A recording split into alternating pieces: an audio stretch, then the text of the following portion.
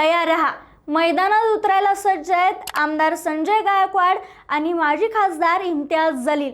हां, ऐकताना थोडंसं विचित्र वाटेल, पण हे खरं आहे। ज्या नेत्यांनी मतदारसंघात विकास करायचा, नागरिकांचे प्रश्न सोडवायचे, विरोधी पक्षात असेल तर न्याय मागायचा, त्यांना आता कुस्ती खेळायची हौस आली आहे। काय घडलंय सांगते। आठवतोय का तो किस्सा आमदार निवासाच्या कॅन्टीनमधला?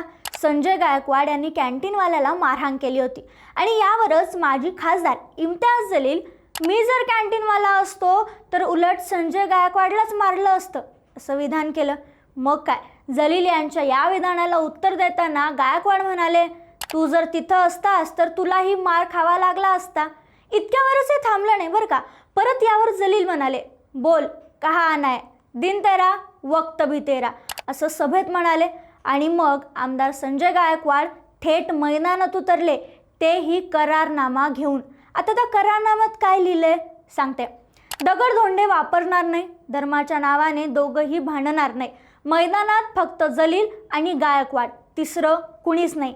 काही बरं वाईट झालं तर जबाबदारी गायकवाड आणि जलील यांचीच असेल। आणि हो, या नेत्यांच्या कुस्तीसाठी तारीख, वेळ, ठिकाण ठरवायचं काम जलील करणार आहेत।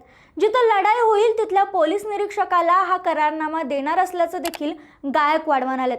म्हणजे आता सभागृहात राडा झाला, कॅन्टीनमध्ये राडा झाला, आता दोन नेत्यांमधली कुस्ती बघायचं जनतेनं राहिलंय का, हा सवाल या सगळ्यामुळे उपस्थित होतोय।